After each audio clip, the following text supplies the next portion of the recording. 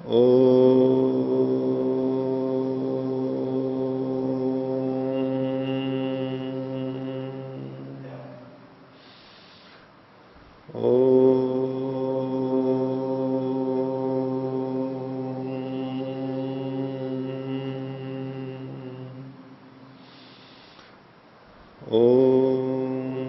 सहनाववतु सहनौ भुनक्तु सह वीर्यं करवावहै तेजस्विनावधीतमस्तु मा विद्विषावहै।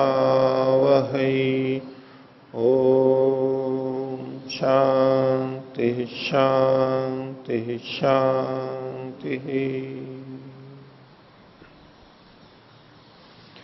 वैशेषिक दर्शन की तीसरी कक्षा, वैशेषिक दर्शन के प्रथम अध्याय के प्रथम आनिक का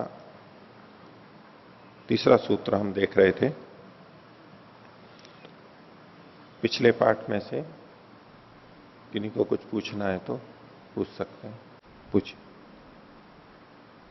ओम पृष्ठ संख्या 2। हाँ दूसरा अनुच्छेद। हाँ भाष्य के ऊपर से द्वितीय पंक्ति। हाँ।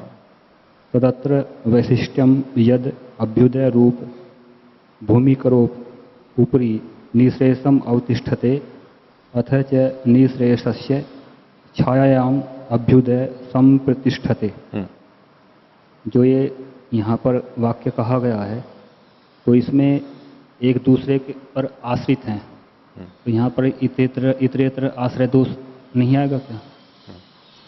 देखिए, यहां जिस तरह से इन्होंने कहा, ये ब्रह्ममुनि जी की एक दृष्टि व्याख्या है। तो इनका प्रश्न यह है कि एक तरफ कहा गया है कि अभ्युदय की भूमि के ऊपर निःश्रेयस रहता है, दूसरे में कहा गया निःश्रेयस की छाया में अभ्युदय होता है, अभ्युदय संप्रतिष्ठित। तो ये एक दूसरे पे आश्रित है। एक बार अभ्युदय को आश्रित करके, अभ्युदय को आश्रय बना करके उसके ऊपर निःश्रेयस को आश्रित किया गया। एक बार निःश्रेयस को आश्रय बना करके अभ्युदय को उस पर आश्रित किया गया। तो ये एक दूसरे पे आश्रय हो जाता है, तो इसको कहते हैं इतरेतर आश्रय दोष। एक दूसरे पे आश्रित हैं, ये किस पे तो उस पे, और वो किस पे तो ये उस पे, एक दूसरे पे आश्रित कर लें। और उसमें दोष इसलिए माना जाता है, उसमें पता नहीं लगता है कि आखिर है क्या, इसलिए इसको ये दोष के रूप में देखते हैं।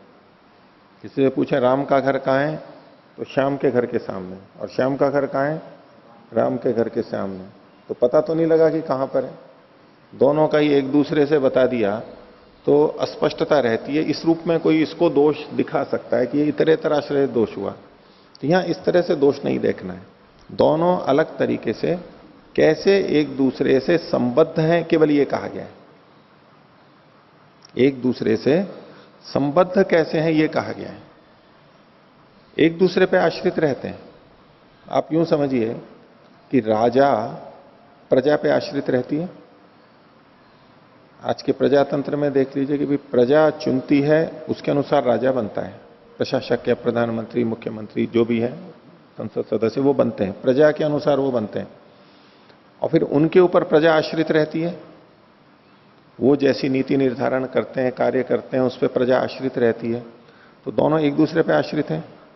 माता पिता बच्चों पे आश्रित हैं, बच्चे माता पिता पे आश्रित हैं, या पति पत्नी एक दूसरे पे आश्रित हैं। दोनों एक दूसरे का सहयोग करते हैं। गुरु शिष्य एक दूसरे पे आश्रित हैं, हम उनका सहयोग करते हैं, वो हमारा करते हैं, ऐसे। तो इन स्थलों में जब एक दूसरे का सहयोग होता है तो इसको इतरेतर आश्रय कहते हुए दोष के रूप में प्रस्तुत नहीं किया जाता है। शाब्दिक दृष्टि से दोनों इन सब उदाहरणों में जो मैंने बाद में भी दिए, एक दूसरे पे आश्रय है, इतरेतर आश्रय है।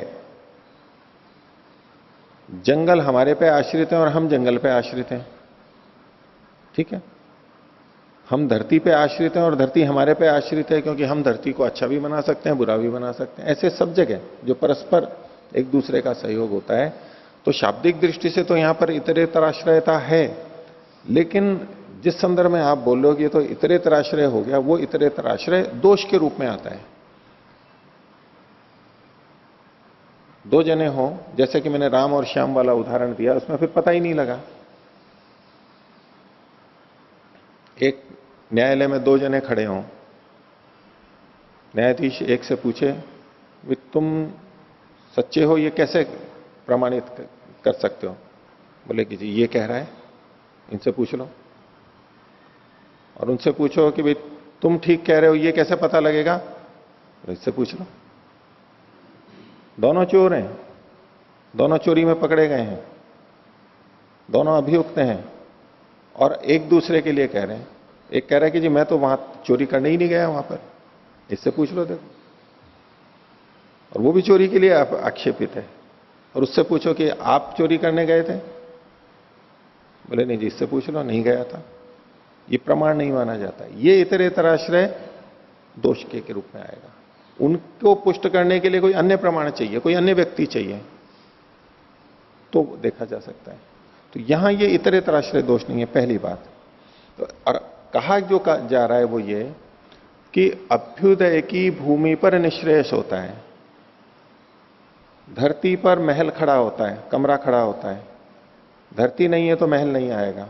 इसी तरह से यदि किसी का अभ्युदय नहीं है तो निश्रेयस को भी प्राप्त नहीं कर सकता है वो। अभ्युदय में जो साधन चाहिए, अब रोटी पानी ही नहीं है, रहने को जगह ही नहीं है, मच्छर काट रहे हैं, नींद नहीं आ रही है, बीमारियां हो रही हैं, इलाज नहीं है, सर्दी गर्मी से बचने की जगह नहीं है, पशुओं से बचने की जगह नहीं है, आंधी तूफान से बचने की जगह नहीं है, तो व्यक्ति की क्या स्थिति होती है? निश्रेयस की प्राप्ति के लिए जो पुरुषार्थ करना है वो नहीं कर पाएगा। और इन साधनों के होने पर हम निर्बाध रूप से, निशंक होकर के, निर्भय होकर के और प्रयत्न कर सकते हैं। इसलिए अभ्युदय के होने पर निश्रेयस की प्राप्ति होती है। एक सामान्य दृष्टि से ये उत्तर है। दूसरे दृष्टि से इसको कह सकते हैं कि निश्रेयस एक फल है, बहुत बड़ा फल है, बहुत अच्छा है, इस दृष्टि से बड़ा है और बहुत अधिक श्रम साध्य है, इसलिए भी बहुत बड़ा है। और सांसारिक विषयों को, उपलब्धियों को प्राप्त करना भी एक लक्ष्य है, उसमें भी पुरुषार्थ लगता है। तो जो व्यक्ति अभ्युदय नहीं कर सका अपना, यानी वो पुरुषार्थहीन है, सामर्थ्य कम है, आलस्य प्रमाद है, उसमें ज्ञान नहीं है, इसलिए अभ्युदय को नहीं कर सका, जो वो निश्रेयस को भी नहीं कर पाएगा। ठीक है? तो निश्रेयस की प्राप्ति के लिए जो शक्ति, सामर्थ्य, लगन, मेहनत, तपस्या, त्याग चाहिए, वो अभ्युदय को प्राप्त करते हुए भी हमारे अंदर आती है, प्राप्त होती है। बहुत से लोग जो संसार में सफल नहीं होते इसलिए अध्यात्म में आ जाते हैं, यहां भी वो नहीं गति कर पाते, क्योंकि उनको किसी लक्ष्य को लेकर के जो पुरुषार्थ करना है, जगना है, भूख प्यास से भी होना है, बहुत से सांसारिक आकर्षणों से बचना है, वो सब करना जानता ही नहीं है, वो कर ही नहीं सकता है। यहां आकर के भी वो प्राप्त नहीं कर सकता, उसकी शक्ति सामर्थ्य ही नहीं है। आप अध्यात्म में भी उन लोगों को अधिक प्रगतिशील देखेंगे जो संसार में भी अधिक सफल रहे हैं, क्योंकि उनकी शारीरिक सामर्थ्य, उनकी बुद्धि, उनके अंदर की लगनशीलता, कष्ट सहने की, विपरीत परिस्थितियों में फिर भी लगे रहना, ये जो बहुत सारी चीजें हैं, ये वो सीख चुके हैं, सांसारिक साधनों को अपनाने में ही अपने अंदर ला चुके हैं। वो विशेष योग्यता हो गई है। अब वो विशेष योग्यता पहले इधर थी, अब वो इधर आ गया अध्यात्म की तरफ, तो उन्हीं योग्यताओं की अधिकता के कारण वो तेजी से बढ़ जाता है या अधिक ऊंचाइयों तक जाता है। तो केवल मुक्ति की प्राप्ति के लिए अगर प्रयत्नशील हो जाए व्यक्ति, तो वो शक्ति सामर्थ्य उसमें नहीं आता है, नहीं कर पाता है। तो इसलिए अभ्युदय भी करना चाहिए, अभ्युदय करके शक्ति सामर्थ्य बढ़ा के और फिर उस तरफ भी जाना चाहिए। तो अभ्युदय आधार भूमि है निश्रेयस की प्राप्ति के लिए। एक बात हो गई। अब यदि किसी भी तरह का अभ्युदय करने में लग जाए कोई, ऐसा अभ्युदय जिसपे निश्रेयस की छाया ना हो। दूसरी बात इन्होंने क्या कही? निश्रेयस की छाया के नीचे अभ्युदय संप्रतिष्ठते, सम्यक रूप से, प्रकर्ष रूप से रहता है, ठहरता है। अभ्युदय का ठहरना, प्रकर्ष रूप से ठहरना और सम्यक रूप से ठहरना, संप्रतिष्ठते, वो कब होता है? जब निश्रेयस की छाया भी उस पर होती है। निश्रेयस की छाया का मतलब निश्रेयस को ध्यान में रखते हुए जब अभ्युदय किया जाता है वो संप्रतिष्ठित है, वो अच्छा होता है। अब जो निश्रेयस को ध्यान में रखते हुए संसार में अर्थ और काम को प्राप्त करेगा, मेहनत करेगा, तो वो अब छल कपट नहीं करेगा, छल कपट से अभ्युदय का प्रयास नहीं करेगा, असत्य आदि नहीं बोलेगा, चोरी आदि नहीं करेगा, मेहनत से करेगा। अगर निश्रेयस की छाया नहीं है उसके ऊपर तो वो किसी भी उपाय से अभ्युदय की प्राप्ति का प्रयास करेगा। तो ऐसे व्यक्ति का जो अभ्युदय होगा वो तात्कालिक कुछ दिखाई देगा, लेकिन वो संप्रतिष्ठित नहीं होगा, सम्यक रूप से, प्रकर्ष रूप से स्थिति को प्राप्त नहीं होगा, वो उसके लिए हानिकारक हो जाएगा। तो अभ्युदय भी कैसा होना चाहिए? निश्रेयस की छाया वाला, निश्रेयस को ध्यान में रखते हुए जो अभ्युदय किया जाता है वो होना चाहिए। तो दोनों एक दूसरे से जुड़े हुए हो गए, ये बात कही। और कोई कुछ? ओम।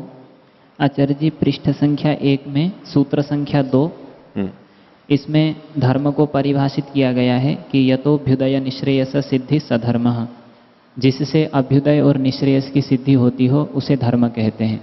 तो जब धर्म का ऐसा लक्षण किया गया तो जो मनुस्मृति में कहा हुआ धर्म अथवा मीमांसा में कहा हुआ धर्म, सारे धर्म इस लक्षण के अंतर्गत आ रहे हैं, तो उसका निषेध कैसे कर रहे हैं यहाँ पर? हाँ,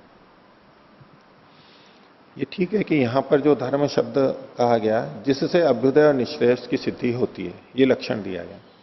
तो लक्षण दो प्रकार के होते हैं। उसमें एक लक्षण होता है कि जिस वस्तु को बता रहे हैं, परिभाषा कर रहे हैं, उसी के बारे में बताया जाता है। जैसे कि ईश्वर के बारे में कहें तो ईश्वर सच्चिदानंद स्वरूप है, सत है, चित है, आनंद है, आनंद स्वरूप है, ये इसका स्वरूप लक्षण है, उसी के बारे में बताया जा रहा है। नित्य है, अचर है, अमर है, अभय है, सर्वव्यापक है, इत्यादि। लेकिन जब दूसरी चीजों को लक्षित करके उनके आधार पर कुछ बताया जा रहा है कि सृष्टि करता है, अब सृष्टि को अधिकृत करके ईश्वर के बारे में बताया जा रहा है, कर्मफल प्रदाता है, न्यायकारी है, दूसरों को करके बताया जाता है, उसको तटस्थ लक्षण कहते हैं। उदयवीर जी ने इस बात को खोला भी है यहां पर, स्वरूप लक्षण और तटस्थ लक्षण। तो यहां जो धर्म का लक्षण किया गया जिससे अभ्युदय और निश्रेयस होता है उसे धर्म कहते हैं, ये धर्म का तटस्थ लक्षण है। अभ्युदय और निश्रेयस को ध्यान में रखते हुए धर्म के बारे में बताया जा रहा है। एक तो स्वयं का उसका स्वरूप बताया जाता है और एक दूसरों से संबद्ध होते हुए कि उससे क्या क्या किया जाता है, क्या होता है, दो तरह से लक्षण बताए जाते हैं। तो यहां पर तटस्थ लक्षण बताया गया। तो इनका, इसके आगे का प्रश्न है कि अभ्युदय, सांसारिक उन्नति और निश्रेयस की प्राप्ति, ये लक्षण तो मनुस्मृति में जो धर्म बताया गया है उससे भी होते हैं, और मीमांसा में जो कर्म याग आदि बताए गए हैं बोले उससे भी होते हैं, ऐसा इन्होंने प्रतिपादित किया। तो मीमांसा में जिन कर्मों की बात है वो तो सारे सकाम कर्म हैं, उनसे निश्रेयस की प्राप्ति सीधे सीधे हम कहें वो नहीं होती है। उन कर्मों से वो सकाम होते हैं, उनसे लौकिक फल होते हैं, इस जन्म में या अगले जन्म में, या स्वर्ग की प्राप्ति, सांसारिक सुखों की प्राप्ति, यहां तक उसको हम करें। थोड़ा आगे जोड़ें तो निश्रेयस तक भी ले जा सकते हैं। और मनुस्मृति में जो धर्म कहा गया है, वर्णाश्रम धर्म, इनका है कि भाई, और अथवा धृति, क्षमा, दमो, स्तैम आदि जो चीजें हैं, इनका आचरण करने से ये मुक्ति में सहायक है मुक्ति में सहायक, लेकिन इनको वर्तमान के जीवन के लिए अधिक उपयोगी माना गया है। मनुस्मृति में जो कहा, यद्यपि वहां भी निश्रेयस और मुक्ति की बात आती है, लेकिन व्याख्याकार उसको यह लौकिक उन्नति के लिए अधिक स्वीकार करते हैं।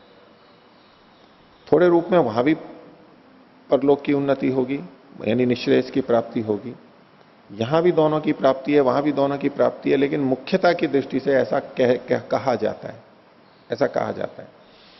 और जो बात आप रख रहे हो कि दोनों बात मनुस्मृति में भी घटती है, अभ्युदय, निश्रेयस, और यहां भी, इसलिए जो व्याख्याएं की गई हैं वो अधिकतर ऐसी व्याख्याएं हो गई हैं जो कि मनुस्मृति वाले की है।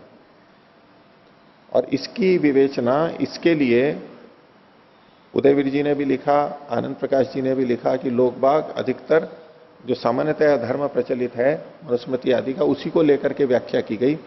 इस ग्रंथ में जो धर्म शब्द कहा गया उसकी व्याख्या उभर के नहीं आई। उन्होंने थोड़ी थोड़ी व्याख्या उदयवीर जी ने, और उदयवीर जी के अनुसार ही लगभग वही नहीं शब्दों में आनंद प्रकाश जी ने भी की है। ठीक है, तो लेकिन हम इस शास्त्र में धर्म शब्द वो होना चाहिए, उस वो धर्म यहां मिलना चाहिए हमारे को इस ग्रंथ में। अब ग्रंथकार कह रहा है अथातो धर्मम व्याख्यास्यामः, तो वो धर्म यहां पर होना चाहिए। यहां जो जिसको कहा गया है वही यहां पर धर्म लिया जाएगा, तो मुख्य तो वही लिया जाना चाहिए। लेकिन ये तटस्थ लक्षण है, वो दूसरों में भी घट सकता है। जिस धर्म को यहां कहा गया उस धर्म से अभ्युदय और निःश्रेयस होता है। इसकी विशेषता के रूप में हम कह सकते हैं कि जिस बात को यहां कह रहे हैं उससे मुख्य रूप से, विशेष रूप से अभ्युदय और निःश्रेयस की प्राप्ति होती है, ये हम इसमें ले सकते हैं। फिर भी इसकी थोड़ी विवेचना और आज करेंगे। अन्य कोई पूछिए। पृष्ठ संख्या 2 पर हाँ पहले अनुच्छेद की पहली पंक्ति, हाँ परत्र च जन्मनि सांसारिक सुखैश्वर्यस्य पुनश्च निःश्रेयसस्य। यहाँ पर परत्र जन्मनि दूसरे जन्म की बात की है, जहाँ पर की सांसारिक सुख और ऐश्वर्य की प्राप्ति होगी। तो परत्र जन्म से ये मुक्ति के बाद, क्योंकि निःश्रेयस यदि हो गया तो मुक्ति के बाद वाला जन्म लिया है या फिर अभी वर्तमान जन्म के कॉन्टेक्स्ट में? वर्तमान जन्म के बाद का। देखिए ये जो अभ्युदय इन्होंने कहा ना, इससे पीछे कहा इह परत्र च जन्मनि, इह, इससे पिछले पृष्ठ पर जो है इह परत्र च जन्मनि, अब ये जन्म की बात चल रही, इस जन्म में और अगले जन्म में सांसारिक सुख ऐश्वर्य की प्राप्ति, ये एक बात हो गई। और पुनश्च निःश्रेयस से दूसरा है, तो निःश्रेयस तो बिना शरीर के ही होगा। और ये जो परत्र कहा जा रहा है वो इसी जन्म के बाद वाला जन्म, या जो क्रमशः मुक्ति से पहले वाले जो जन्म है उनके लिए कथन है, मुक्ति के बाद वाले जन्म के लिए ये कथन नहीं है। फिर ये मान के चल रहे हैं क्या कि अभी निःश्रेयस इसी जन्म में नहीं होगा? हाँ, सबका नहीं होता है, अधिकांश का नहीं होता है। लेकिन इसका यह मतलब नहीं है, वक्ता का यह अभिप्राय नहीं है कि किसी का भी, एक भी व्यक्ति का भी इस जन्म के बाद में निःश्रेयस नहीं होगा, यह वक्ता का अभिप्राय नहीं है। ये उस तरह के सिद्धांत कथन नहीं है। और अधिकांश में तो ऐसा ही होता है, जिन जिन पे लागू होता है, जो जो इस जन्म के बाद दूसरा जन्म लेंगे वहां जो ऐश्वर्य होगा वो अभ्युदय कहलाएगा, जिस जिसका होगा, जिस जिसका अगला जन्म होगा और वहां जो सुख आदि ऐश्वर्य होगा वो अभ्युदय कहलाएगा। और जिसका मोक्ष हो गया है वो निःश्रेयस कहलाएगा। ठीक है, और कोई बोलो। वो पृष्ठ संख्या 2 जी, उसमें दूसरे अनुच्छेद की पहली पंक्ति, हाँ, न केवलम सांसारिक सुख ऐश्वर्यम धर्मो न च मोक्ष मार्ग चिंतन मात्रम धर्मः किंतु उभय सह भावो यद्वा उभय संपत्ति ही धर्म। तो इसमें कह रहे कि सांसारिक सुख ऐश्वर्य धर्म नहीं है और केवल मोक्ष मार्ग का चिंतन भी धर्म नहीं है। किंतु पीछे जो सूत्र आया ये तो अभ्युदय निःश्रेयस सिद्धि ही सधर्म है, वहां तो ऐसा कहा गया कि जिससे धर्म की सिद्धि, जिससे अभ्युदय और निःश्रेयस की सिद्धि होती उसको धर्म कहा। लेकिन इस पंक्ति में तो उसका निषेध कर रहे कि सांसारिक सुख ऐश्वर्य धर्म नहीं है। कैसे? वाक्य रचना में कथन इस तरह से हो रहा है, कारण कार्य में अभेद मानते हुए यहां कथन मानना चाहिए। आपका कथन ठीक है कि धर्म से सांसारिक सुख ऐश्वर्य की प्राप्ति होती है, ये इन्होंने पीछे भी लिखा है। और यहां पर सांसारिक सुख ऐश्वर्य को ही धर्म के नाम से कह दिया गया है। एक कारण कार्य में अभेद मान करके ऐसे कथन हो जाते हैं। ठीक है, हाँ। वो धर्म का तटस्थ लक्षण तो बताया, स्वरूप लक्षण क्यों नहीं है? आगे बताएंगे, थोड़ा बताएंगे। और वो तो वक्ता के ऊपर रहता है, लेखक के ऊपर रहता है। उन्होंने जो बताया है, जो उन्होंने बताया वो हम समझ रहे हैं। उन्होंने क्यों नहीं बताया, स्वतंत्रता होती है व्यक्ति की, किस ढंग से प्रस्तुत करते हैं। और कोई? बोलिए। ये कारण में असमवाय कारण का क्या अर्थ था? स्पष्ट नहीं हुआ। कल कारणों की चर्चा की थी आपने। कारणों की, हाँ। समवाय कारण, असमवाय समवायी कारण असमवायी निमित्त कारण, हाँ। और निमित्त कारण। जो असमवाय है वो कृपया बताएंगे? हाँ, असमवायी कारण का मतलब है संयोग। एक उदाहरण ही दिया मैंने। ऐसा कारण जो कार्य में विद्यमान हो लेकिन समवायी कारण नहीं हो, समवायी कारण से भिन्न हो, उसको असमवायी कारण कहते हैं। तो वो है मिट्टी के कणों में संयोग, धागों के बीच में परस्पर संयोग, वो भी तो कारण है। उनका एक विशेष प्रकार का संयोग भी तो द्रव्य के बनने में कारण है। ऐसे कारण को असमवायी कारण कहते हैं। और असमवायी कारण कभी भी द्रव्य नहीं होता है। समवायी कारण हमेशा द्रव्य होता है और असमवायी कारण कभी भी द्रव्य नहीं होता है। ये चीजें और आगे देखेंगे। हाँ, अन्य बोलिए। अच्छा जी, पृष्ठ संख्या 2 जी तीसरा अनुच्छेद जी अर्थात तीसरे सूत्र की भूमिका, जी। ऊपर से दूसरी पंक्ति, हाँ पुनः किम अन्यतम धर्मम व्याख्यातुम निजाधिकारम। तो यहाँ पर जो किम अन्यतम धर्मम कहा गया है, हाँ। तो ये जो मीमांसा में धर्म है या मनुष्य स्मृति में जो धर्म कहा गया, उससे तीसरा धर्म अन्य, उससे भिन्न तीसरा धर्म कहने की बात है कि वो तो वहां कहा ही गया है। उससे भिन्न किस धर्म को कहने के लिए आपने ये अधिकार लिया है? अथा तो धर्मम व्याख्या समय, अथा ये जो अधिकार है आप अपना अधिकार समझ रहे हो या अपने आप को प्रमाणीभूत समझ रहे हो कि इसको मैं बता सकता हूं, इसको मैं बताऊंगा, मुझे इसका पता है। ऐसे आप अपने को प्रमाणीभूत किस धर्म को मान करके चल रहे हो, वो बात है। और कोई? जी। ये पाशुपत प्रभाव क्या होता है? है जी, पाशुपत प्रभाव। पाशुपत प्रभाव जी, कहां पर है? उदयवीर जी की पुस्तक में भाष्यकार का निवेदन में 16वें पृष्ठ पर।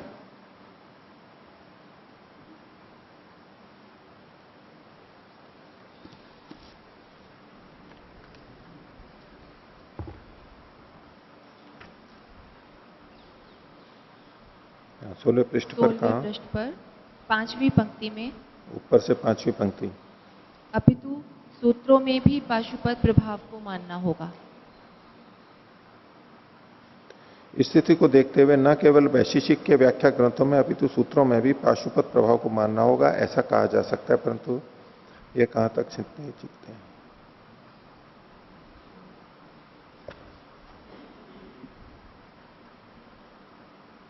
ये पीछे से पाशुपत चल रहा है, इसको मैं बाद में बताऊंगा आपको। जी, ठीक है। और एक अन्य प्रश्न है। तीसरे सूत्र में, कौन सा? तीसरे सूत्र में, जी फिर से बोलिए। तीसरे सूत्र में तत् से हमने अर्थ लिया धर्म, उसका वचन होने से, यानी कि धर्म का वचन होने से यह वेद का प्रमाण है। तो हमने यहाँ पर धर्म इसलिए लिया क्योंकि पहले से उसकी बात आ रही है, तत् सर्वनाम है जी। वेद का प्रमाण है, तो हमने यहाँ पर ईश्वर को भी अगर लें तो वो भी संगत लग सकता है। हाँ, ये दो अर्थ किए गए हैं, उसकी व्याख्या भी और थोड़ी चर्चा आज करेंगे। दो तरह से अर्थ किए गए हैं, जैसा कि यहां पर भी दूसरा अर्थ भी देखेंगे हम। इन्होंने ब्रह्ममुनि जी ने भी किया, उदयवीर जी ने भी, औरों ने भी सबने किया। इसका एक दूसरा अर्थ भी होता है कि ईश्वर का वचन होने से, वो आज आगे स्पष्ट होगा। और कोई? और हाँ बोलिए। पहले सूत्र में हमने अतः का अर्थ लिया इस कारण से में कि मनुष्य का प्रयोजन है।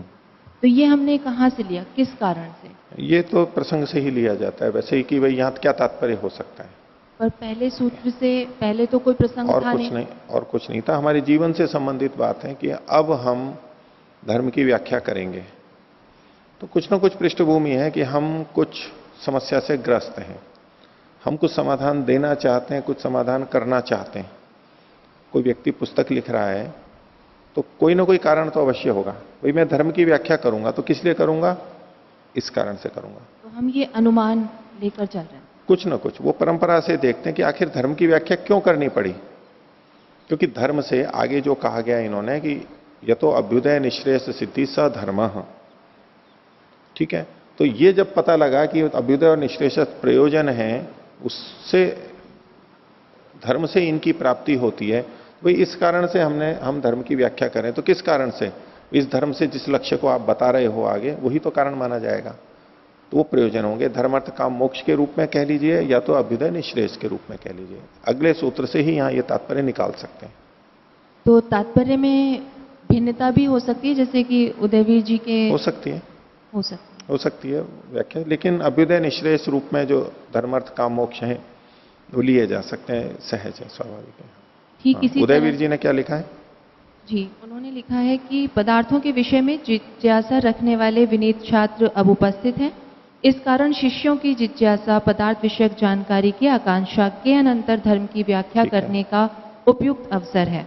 ठीक है, तो इन्होंने अतः का ले लिया, भाई गुरु शिष्य बैठे हुए हैं, जिज्ञासु बैठे हुए हैं, चूंकि वो बैठे हुए हैं पूछ रहे हैं, इसलिए हम इसकी व्याख्या कर रहे हैं। ठीक है, कोई बात नहीं, अलग अलग लेते हैं, यही व्याख्या में अंतर आ जाता है। इसी तरह से अभ्युदय को यहाँ ब्रह्म मुनि जी ने सांसारिक ऐश्वर्य समृद्धि कहा है। तो जैसे सांख्य में कहते हैं कि मुक्ति ज्ञान से ही संभव है, ज्ञानानाम मुक्ति। तो सांसारिक ऐश्वर्य समृद्धि होना, और ये हो गए हैं, इनका मुझे ज्ञान हो गया है कि अब मुझे इनको सिर्फ साधन के रूप में ही प्रयोग करना है, और इसके बाद मुक्ति की ये सीढ़ी है।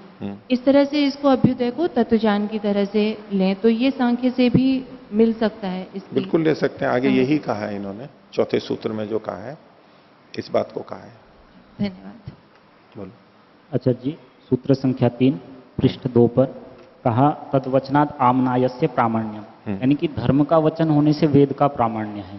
तो जी ये वेद के प्रामाण्य को धर्म का वचन है इसीलिए मान रहे हैं, ऐसा इससे ध्वनित हो रहा है कि यदि वेद में धर्म का कथन नहीं होता तो वेद का प्रामाण्य नहीं है। नहीं होता, आज देखेंगे इस बात को, अभी और थोड़ा आगे चलेंगे, इस पर चर्चा करेंगे अभी। और कोई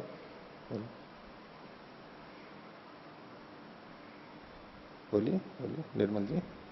आचार्य जी, सूत्र संख्या 2 उदयवीर जी की पुस्तक पृष्ठ संख्या 5 तीसरे अनुच्छेद की पहली पंक्ति। एक मिनट को, उदयवीर जी का भाष्य, इसमें पृष्ठ संख्या 5 अनुच्छेद तीसरा अनुच्छेद पहली पंक्ति। द्रव्यादि पदार्थ धर्म और धर्मी उभय रूप है। एक स्थिति का धर्मी निमित्तांतर की अपेक्षा से धर्म तथा एक धर्म इसी प्रकार धर्मी बन जाता है। यह समझ में नहीं आ रहा है।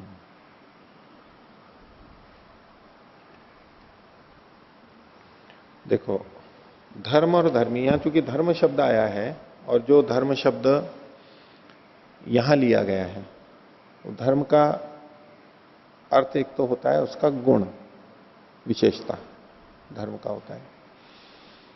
दूसरे ढंग से यहां जो कह रहे हैं कि जो द्रव्य आदि पदार्थ हैं वो धर्म और धर्मी दोनों बन जाते हैं। कभी धर्म होता है तो कभी धर्मी बन जाता है।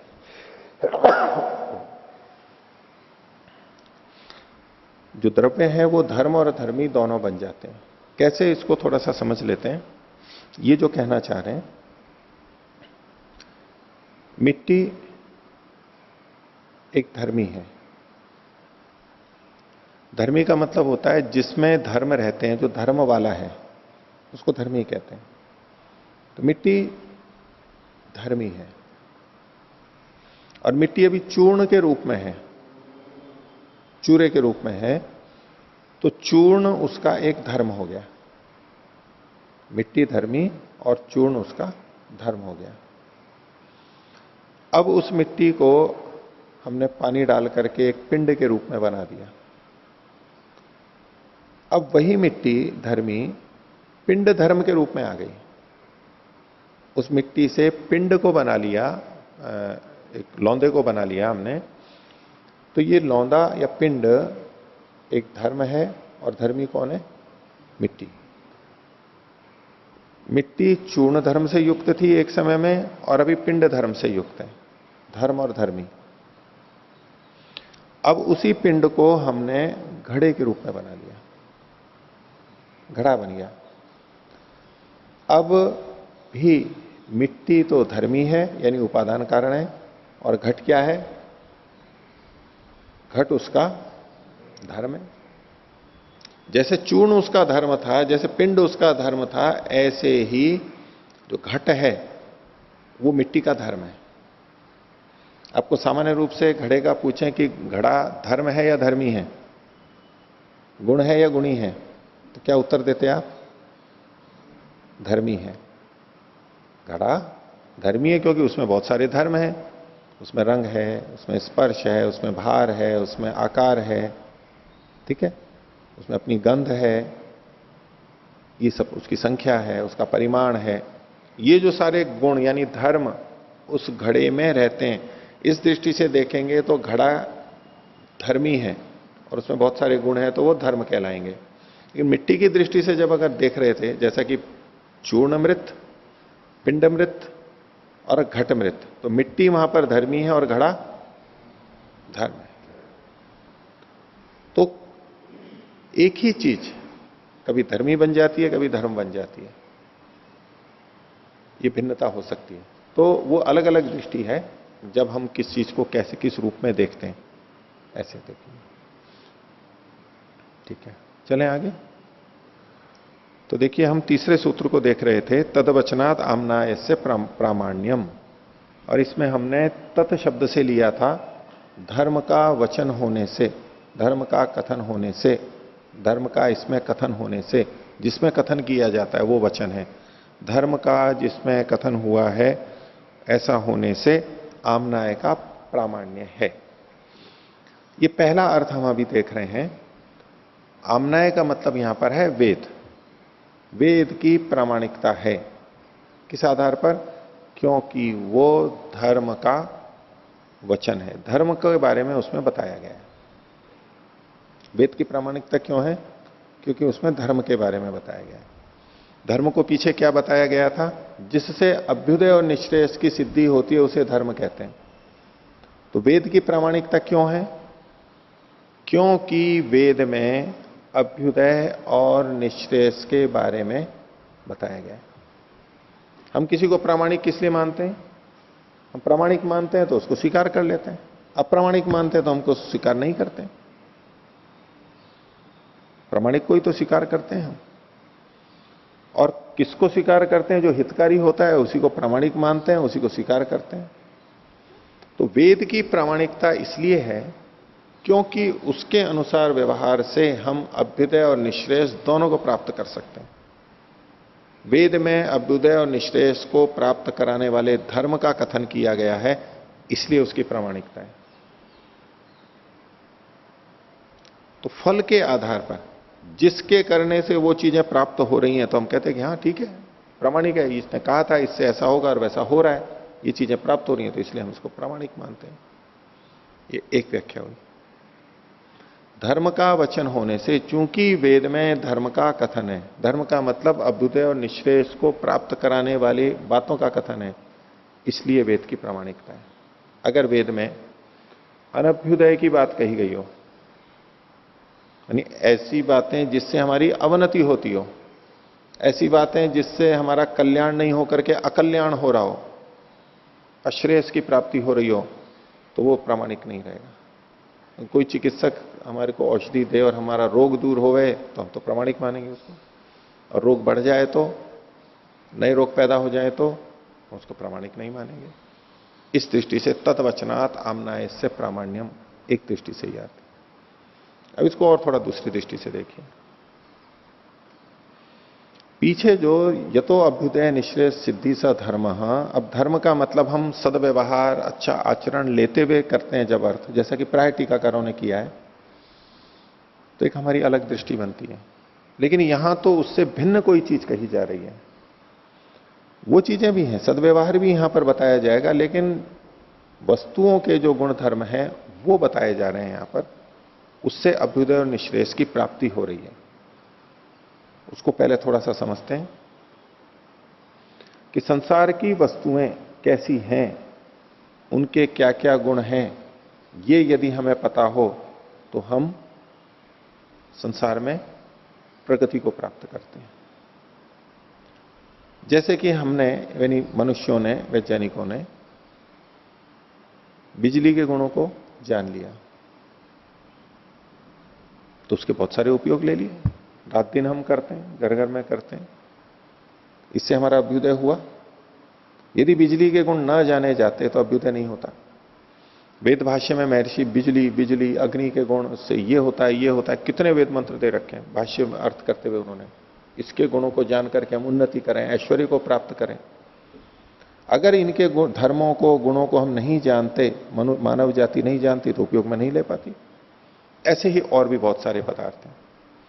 तो पदार्थों के धर्मों को जानने से अभ्युदय होता है। विष भी औषधि के रूप में काम में लिया जाता है। अगर उसके गुणों का ठीक पता हो कि इससे कितनी मात्रा में किस रोग में दिया जाए तो ये लाभदायक होगा, रोग को दूर कर देगा, ये भी एक अभ्युदय है। हमारा रोग दूर होता है तो ये अभ्युदय है। किस वस्तु के खाने से हमारे शरीर में क्या प्रभाव आता है, मोटापा है तो क्या चीजें खानी चाहिए जिससे कि वजन कम हो, शक्कर बढ़ गई है तो क्या खाना चाहिए जिससे कि शक्कर कम हो, मधुमेह कम हो, इत्यादि बातें। द्रव्यों के गुण धर्मों को जानने से ही तो हम लाभ ले पाते हैं। कौन सी ऐसी वस्तु है जिसके मेल से बहुत दृढ़ संयोग बनता है, जैसे आजकल हम सीमेंट और ये कंक्रीट और बीच में लोहा सरिया वगैरह लगा के जो करते हैं, प्लास्टिक भी आते हैं, कितनी चीजें।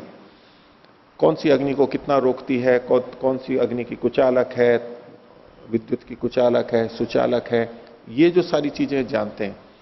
सारा कंप्यूटर क्षेत्र है और जितने यंत्र आदि बन रहे हैं, अभ्युदय तो है। तो वस्तु के गुण धर्मों को जानने से संसार में उन्नति होती है, अभ्युदय होता है। ठीक है। अगर धर्म को नहीं जाना जाता तो अभ्युदय होता क्या? नहीं होता। औषधियों का भी सारा ऐसा कैसा ही है, गुण धर्म जानने से ही तो अभ्युदय होता है। सारे वस्त्र आदि वस्तुओं का, हर चीज में ले लीजिए, तो अभ्युदय तो वस्तुओं के धर्मों को जानने से ही होता है। तो ये एक धर्म जो यहां पर कहा जा रहा है इस शास्त्र के अंदर, अभ्युदय होता है। और फिर कहा कि निश्रेयस की प्राप्ति, तो निश्रेयस की प्राप्ति भी यदि हम संसार की वस्तुओं को ठीक तरह से नहीं जान पा रहे तो क्या होगा? या तो हम उनका उपयोग ही नहीं कर पाएंगे, हमें पता ही नहीं है तो पड़ी है बस वो, अथवा हम उनका गलत उपयोग कर लेंगे। अगर उपयोग नहीं कर रहे हैं तो लाभ नहीं उठा पाएंगे, जबकि संसार को परमात्मा ने हमारे को लाभ उठाने के लिए दिया है और हम लाभ नहीं उठा पाएंगे उपयुक्त, तो हम मुक्ति तक नहीं पहुंचेंगे, उसमें बाधा आएगी कुछ ना कुछ। और यदि हम गलत गुण धर्मों को जान चुके हैं और फिर उपयोग कर रहे हैं तो हानि उठाएंगे। हमने सोचा था कि ये बल बढ़ाएगा और वो दुर्बल करने वाली वस्तु है और खाली हमने, तो हानि हो जाएगी। तो मुक्ति में भी इसका प्रभाव पड़ता है, वो हमारे को हानिकारक होती है। इसको आप दूसरी दृष्टि से देखिए योग दर्शन की शैली में, कि जो दृश्य है, संसार है, ये किस लिए बना है? क्या भोगापवर्गार्थम दृश्यम। ये दृश्य मतलब ये कार्य जगत, दृश्य का मतलब है कार्य जगत, जो हमको दिखाई देता है या जिसके हम संपर्क में आते हैं, अधिकतर वो सारी वस्तुएं एक तो भोग के लिए है और एक अपवर्ग के लिए है। भोग क्या है कि हम संसार में रहते हुए जल, अन्न आदि, वस्त्र आदि का ये उपभोग करते हैं, भोग करते हैं, इसके लिए है ये।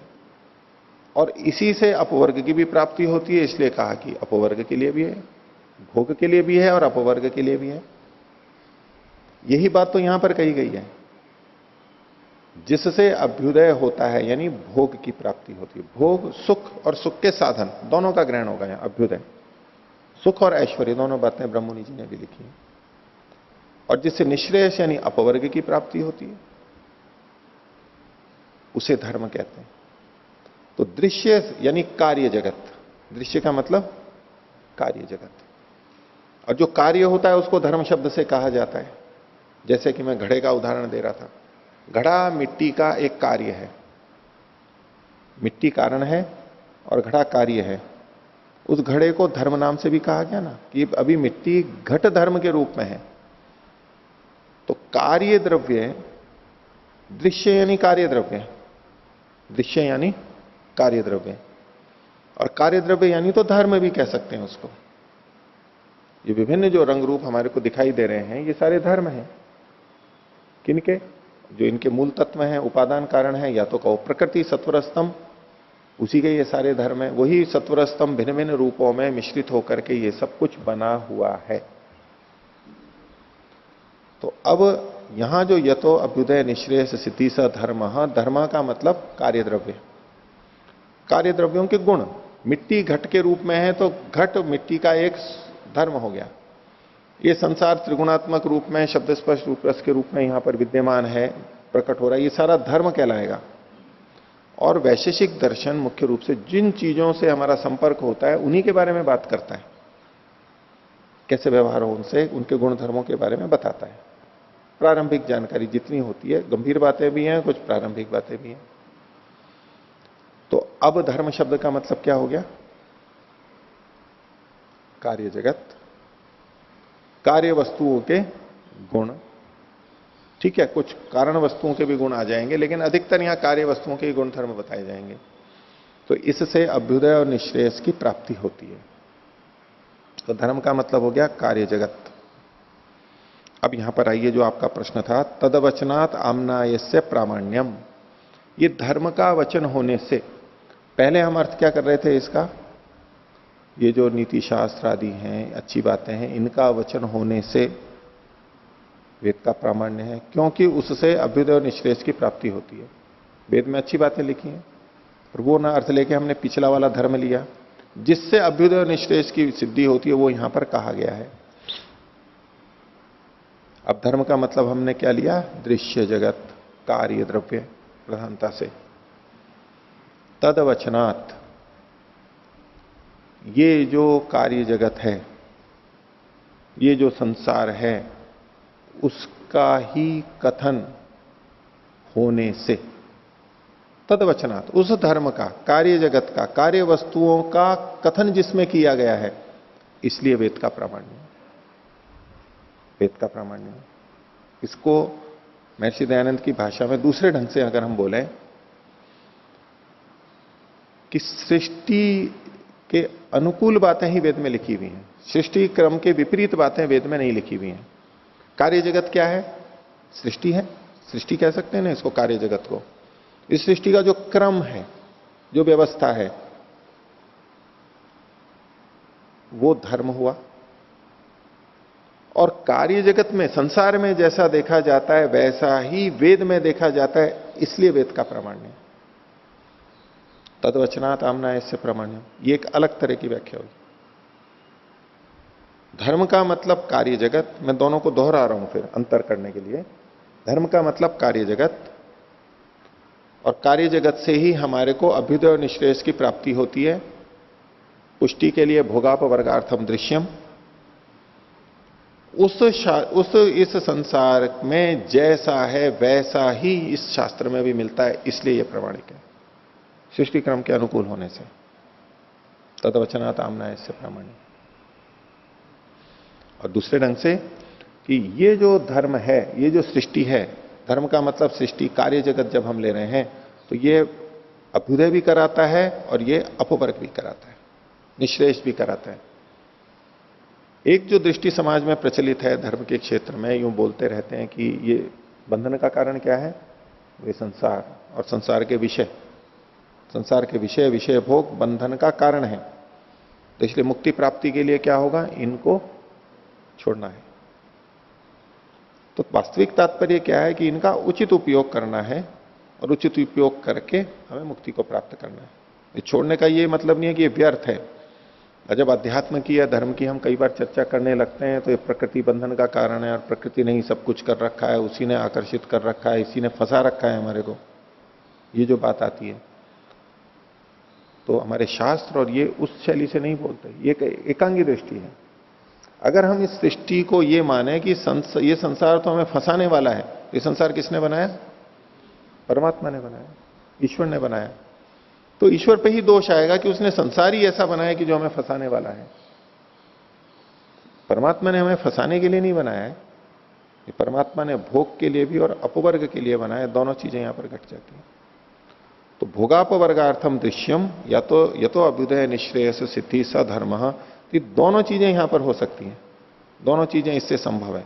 और यही दोनों चीजें वेद से भी संभव है, वेद में भी ऐसा होता है, क्योंकि उन्हीं का वर्णन यहां पर किया गया है। तो तद्वचनात् आम्नाय से प्रामाण्यम। इस सूत्र का नीचे का कुछ भाग हमारा बाकी था भाष्य का, देखिए जो इन्होंने कहा प्रमाणत्वम स्वीकुर्वे, हम इसके प्रमाण को स्वीकार करते हैं, वेद के प्रमाण को। सभी दर्शन वेद के प्रमाणों को स्वीकार करते हैं, ये भी वेद के प्रमाणों को स्वीकार करते हैं, इसीलिए ये वैदिक दर्शन कहलाते हैं। तो चौथी पंक्ति से देखिए, आम्नायो वेद, आम्नाय का मतलब क्या है? वेद। आम्नायो वेद खलु धर्म प्रवचन शास्त्रम, वो धर्म के प्रवचन का शास्त्र है। धर्म क्या है वो पीछे वाला ले लेंगे हम सारा, जिससे अभ्युदय निश्रेयस की सिद्धि होती है, वो वाला धर्म उसके प्रवचन का शास्त्र है। उक्तम ही मनुना, जैसा कि मनु ने भी कहा है, वेदो अखिलो धर्म मूलम, वेदो अखिलो धर्म मूलम, संपूर्ण वेद धर्म का मूल है। अब यद्यपि इन्होंने मनुस्मृति का प्रमाण दे दिया, वहां धर्म शब्द है, वहां धर्म शब्द भिन्न अर्थ में आया, ये कह करके आ रहे, यहां धर्म शब्द भिन्न अर्थ में है, लेकिन फिर भी वो एक पंक्ति धर्म सामान्य को लेकर के यहां पर प्रमाण के रूप में प्रस्तुत कर दी गई है। ये कुछ घालमेल है, मिला जुला है कि हम मनु वाले धर्म को भी यहां पर ले आते हैं, कर लेते हैं, पर फिर भी वेदो अखिलो धर्म मूलम, इसका अर्थ क्या है? संपूर्ण वेद, अखिल वेद धर्म का मूल है। यानी वेद का कोई भी भाग ऐसा नहीं है जो धर्म का मूल नहीं हो, धर्म का आधार नहीं हो। वेद का हर भाग किसी न किसी रूप में धर्म का आधार बनता है, वो अभ्युदय और निश्रेयस का कारण बनता है, संपूर्ण वेद। इसकी व्याख्या दूसरे ढंग से भी करते हैं कई बार, वेदो अखिलो धर्म मूलम, इसकी को आपने बहुत सुना होगा कि वेद जो है अखिल धर्म का आधार है, कारण है। संपूर्ण धर्मों का आधार कौन है? वेद। वेद कितना बड़ा हुआ कि समस्त धर्मों का आधार वेद है। कौन कौन से धर्म? वो चाहे कोई भी धर्म हो, आजकल जो धर्म प्रचलित हैं, ईसाई धर्म, इस्लाम धर्म, बौद्ध धर्म, जैन धर्म, हिंदू धर्म, पारसी धर्म, सिख धर्म, जितने भी धर्म हैं उनका मूल क्या है? वेद है। सबका स्रोत वेद है।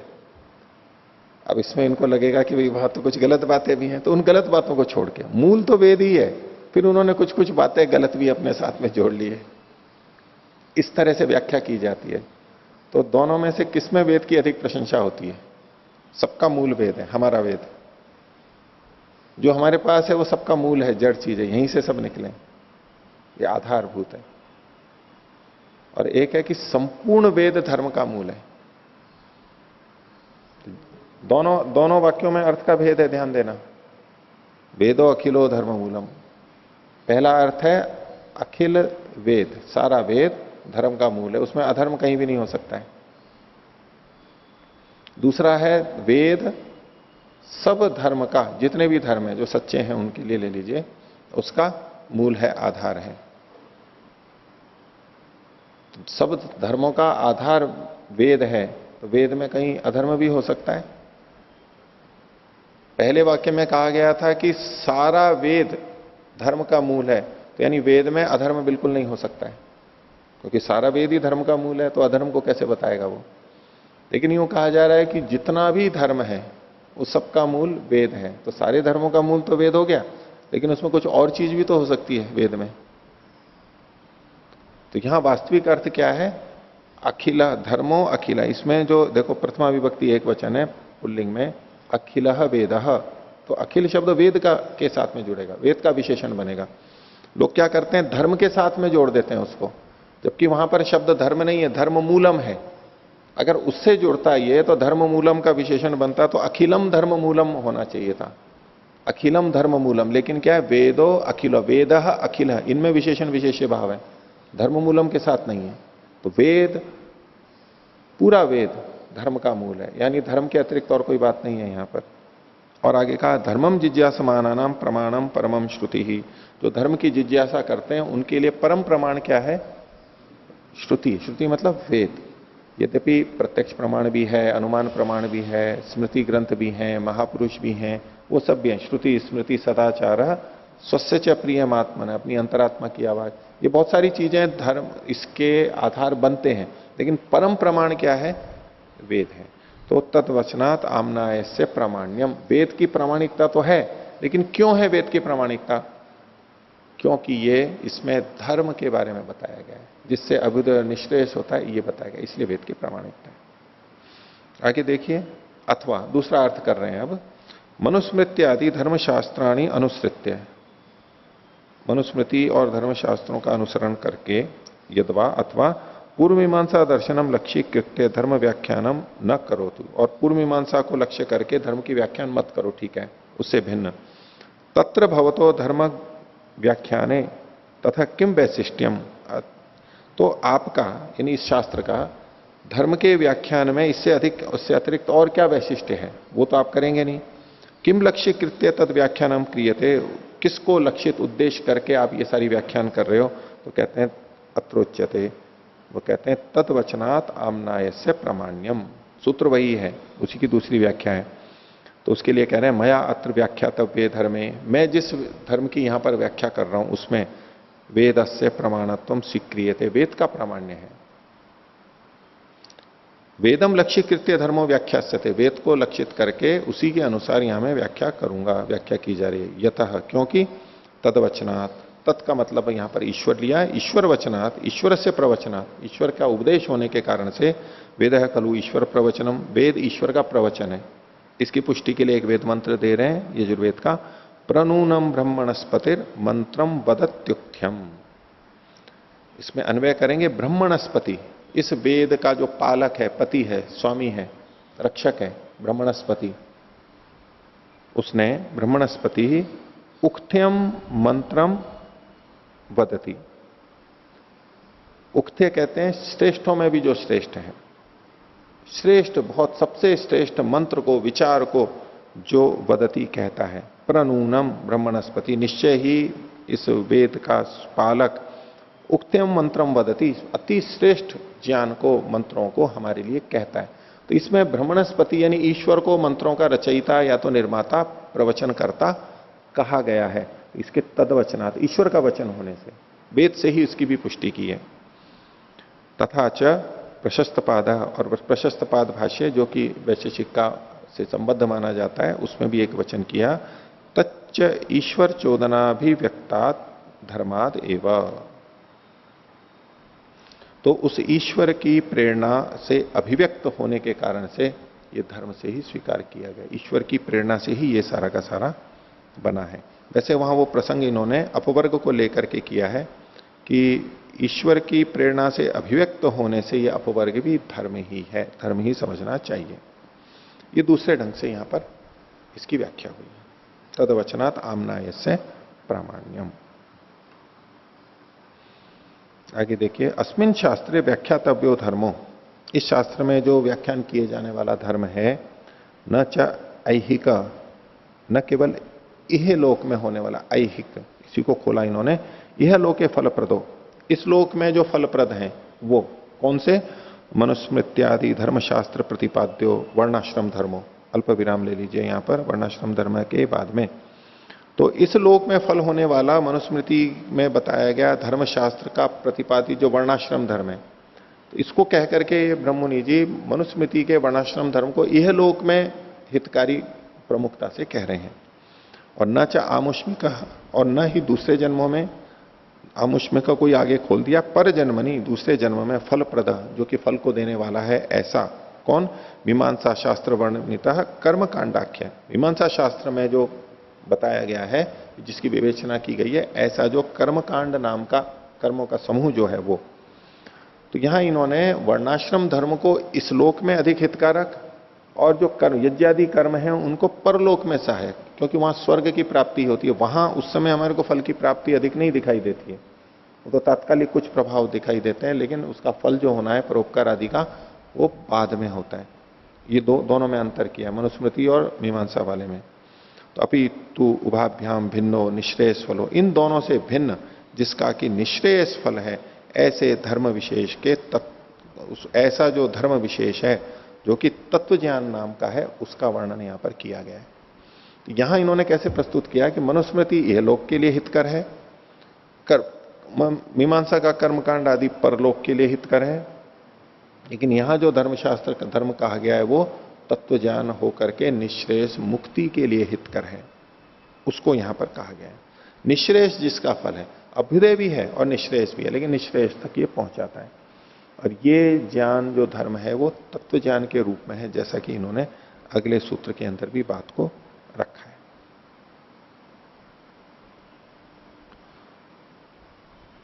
तो अब जो सूत्र है इसको फिर हम देखेंगे। धर्म विशेष प्रसूतात, चौथा सूत्र है, द्रव्य गुण कर्म सामान्य विशेष समवायानाम पदार्थानाम साधर्म्य वैधर्म्याभ्याम तत्व ज्ञानान निश्रेयसम। लंबा सूत्र है इसका। इसमें बीच वाले भाग को पहले देखते हैं। इसमें 6 चीजें गिनाई गई हैं, द्रव्य गुण कर्म सामान्य विशेष और समवाय, इनके समवायानाम क्या है, ये पदार्थानाम, पदार्थों के ये 6 पदार्थ माने गए हैं। इस शास्त्र में पदार्थ शब्द से इन 6 का ग्रहण किया जाएगा। द्रव्य गुण कर्म सामान्य विशेष और समवाय, ये क्या है, इनकी व्याख्याएं धीरे धीरे आगे आएंगी, लेकिन ये नाम कथन किया गया 6 पदार्थ हैं।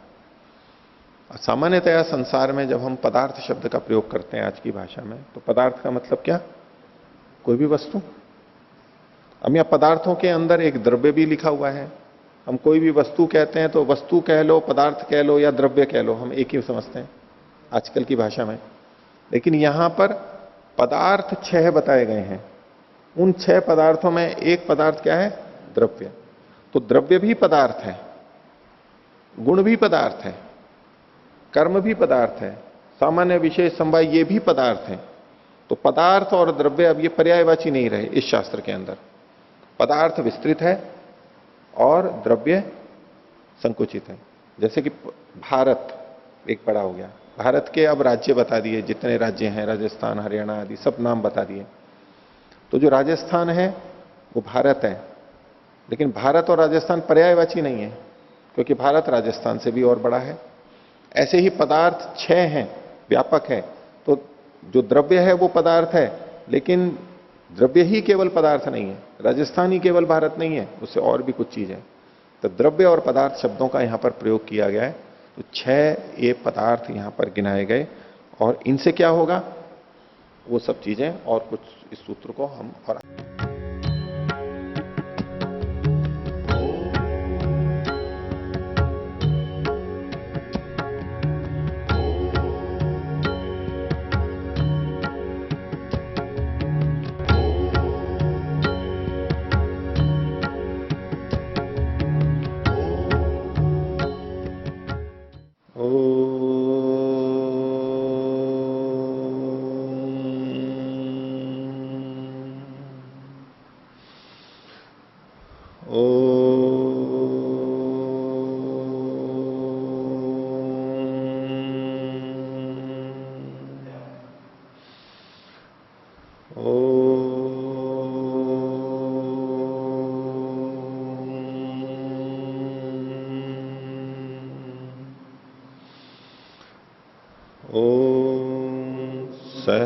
सहनाववतु सहनौ भुनक्तु सह वीर्यं करवावहै तेजस्विनावधीतमस्तु मा विद्विषावहै।